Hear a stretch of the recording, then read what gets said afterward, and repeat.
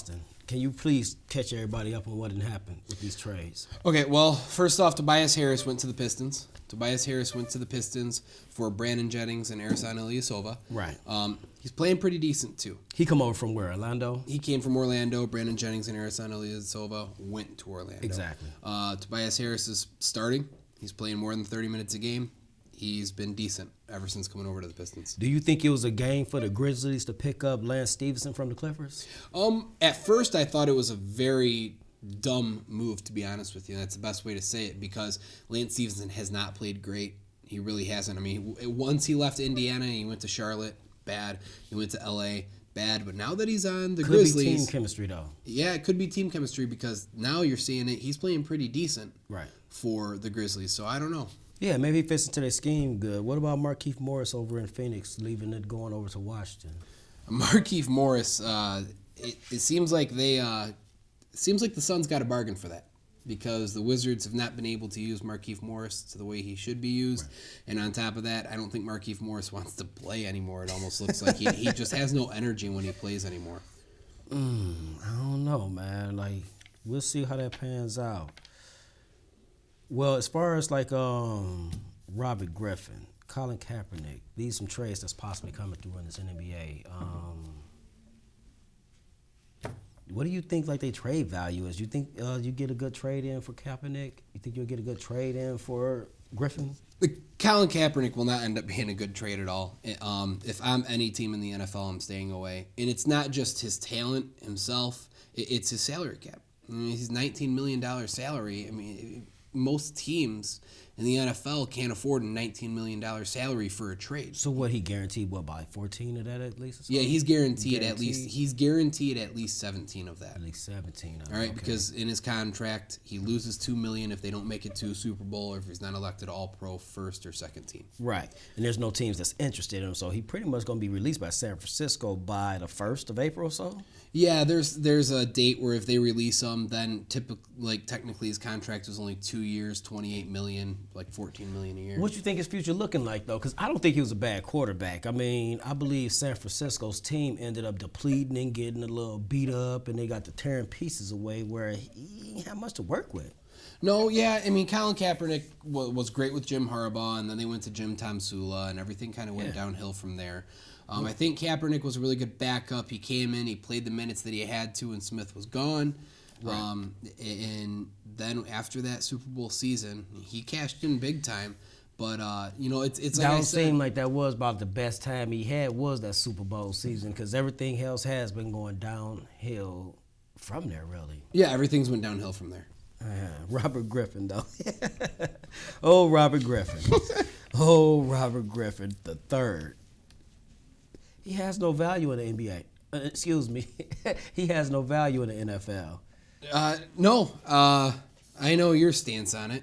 I think there's no way he's not going to end up being on an NFL roster no matter what. You believe somebody will pick him up? Somebody will pick him up. I think Robert Griffin ends up just in the end. He's just going to want to play football more than. So he'll take a role as a backup instead of thinking he's going to start anywhere? Absolutely. I think the biggest question is where is he going to go? Yeah, like that's what I'm wondering. And what is his trade value? Because to me, if I'm Washington, any trade that comes my way, I'm going to take it, because RG3 is gone anyways. They're already talking contract extension with Kirk Cousins. Right. So RG3 is already gone. So it's either get some value for him or just release him and get no value I must say, don't get me wrong, like I believe his confidence is rattled, period. So I don't think he'll be good for no team, because Robert just literally, he's not playing the ball that he had everybody used to. Everybody, he possessed everybody with this flashy run, throw, run, and now he's scared running, and he's making error throws. He's not no good. His confidence is shook. Well, on top of that, with RG3 being a mobile quarterback, there's only a few teams in the NFL that do run a mobile offense like that. And all the teams that run mobile offenses, the Carolina Panthers, they have Cam Newton. The Seahawks, they have Russell Wilson. Tennessee Titans now, they have Marcus Mariota. All these mobile quarterbacks are already set in their mobile offenses. So I don't think RG3 is going to be able to transfer to a team and find a place where he's going to be a mobile quarterback in a West Coast type of scheme. I think they brought him back too soon after that injury he sustained. That's what I believe shook his confidence. Because he was injured, okay. He probably could have bounced back from it, had a good recovery. But I think they brought him back too soon. Then he got injured again real quick or so. Yeah, he got injured again, and You know, it where was he just was a never really healed. never-ending roll of injuries, and it sucks for Robert Griffin III. But It's scary. you know, it's what happens. But I mean, he cashed in, man. It's time to either retire or just Let it go. make a backup. Well, he better get his commentating on because, I mean, there's not much of a value for him. Rusty nickel, peanut in the can. I don't think many teams going to offer much for him. Mm-hmm. Moving along, man, we're going to go talk about this Grayson Allen, man. Like, this young man been tripping people during basketball games like he on the playground somewhere. Do you think he doing this intentionally? I think it's absolutely purposeful. He's purposely doing it. He did it against Louisville. He did it against Florida State. Right. And, you know, I guess the biggest question is, should he or should he not be suspended? And for how long? Exactly. You know, and it's also, should Coach K suspend him or should the NCAA suspend him? It would be good for him to keep it in-house, but like we said, I'm thinking like if they don't handle it in-house and he continue to do that, yeah, the NCAA need to step in and really, really punish him, you know, in the sense of his little college career be in jeopardy doing that. No, absolutely. You know, and I think if they handle it in-house, they could say you're suspended for one game right now and not have it impact March Madness at all. You think one game is good enough, though? Because just thinking one of those trips would have injured one of those players that he tripped and really ended their career.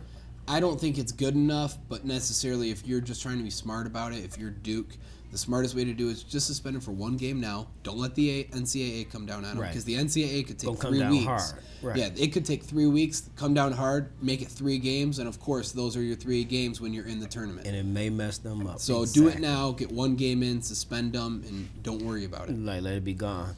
Okay, let's move to the pros, man. I got Steph Curry over here. This young man is breaking his own record, man. He's crushing the record books. Crushing them.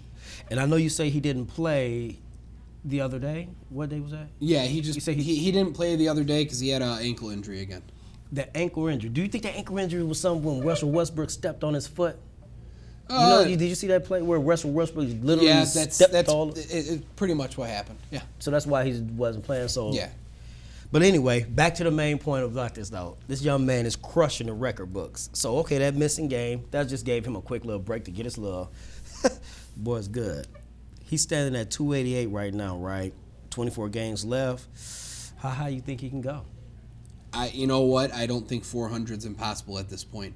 It's just crazy to me how many threes he can make and how far away he can make these threes. Yeah. There's not a place on that court that's safe. You know what I mean? That little man can shoot that ball from anywhere. No, anywhere. You know, in NBA has talked about bringing in the 4-point line.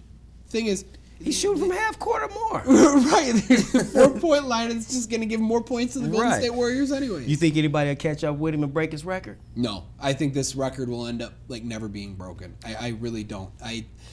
Austin. All records are made to be broken. Now, you don't think nobody would do this? I don't think anybody will do it. I really don't. And I wonder if Steph Curry is even going to be able to do it again. Well, he's breaking his record every day he touched that ball right now. Right this now season. for the next 24 games. Yeah. But I'm saying, you know, next season, the season after that, it's all going to roll. You know, it's either going to go downhill from there. I mean, this is his peak. So let's say he slam dunked this whole season, and yeah, he's the 3-point leader, and he got a heck of a record to try to beat himself. Right. Do you think he'll ever, try and top his own record?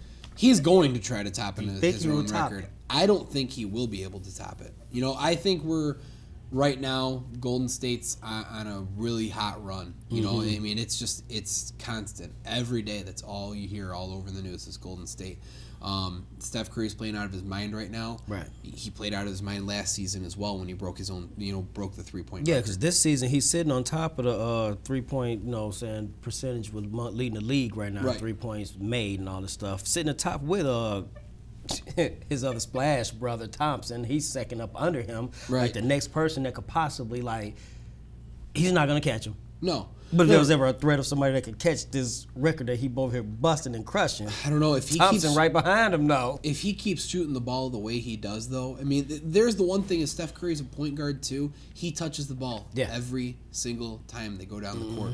Steph Curry feels like it. He pulls up, makes it. Yeah. Nobody can complain when he's making threes. Yeah, and he's dropping them. He's dropping them. You can't complain about that. I mean, you know, like overall, he's sitting on top with like, I believe he's first. Then you got Ray Allen sitting second overall. You got Thunder Dan Raleigh in third place as the overall 3-point shooters, man. Like, this boy's in some good company. Yeah, no. And he's making a legacy himself, though. No, like, absolutely. Look at what I'm doing. It's so hard because he's so young still, and he's got the rest of his career to play out. But with how crazy he's been shooting the past 2 years, you can't help but ask the question of, is he the best 3-point shooter you have ever seen in your life? Is he the best person with the ball with the last 5 seconds in the game? Is he better than Michael Jordan with the ball in the last 5 seconds? And you know how that turned unfair to be wondering who is the best, though, just because of that. Like, it's been so many good shooters since him, well, before him. Right. And there are some other great shooters in the league right now. You know, like I say, you got Klay Thompson, James Harden, you got J.J. Redick. You know, you got shooters, but somehow, man, that young man got that muscle memory like a little robot. Somebody poked some numbers in and some trajectories in his back, and It's you know, and when he catches fire, it just keeps going and going and going. And I love the fact that he's having fun out there, though.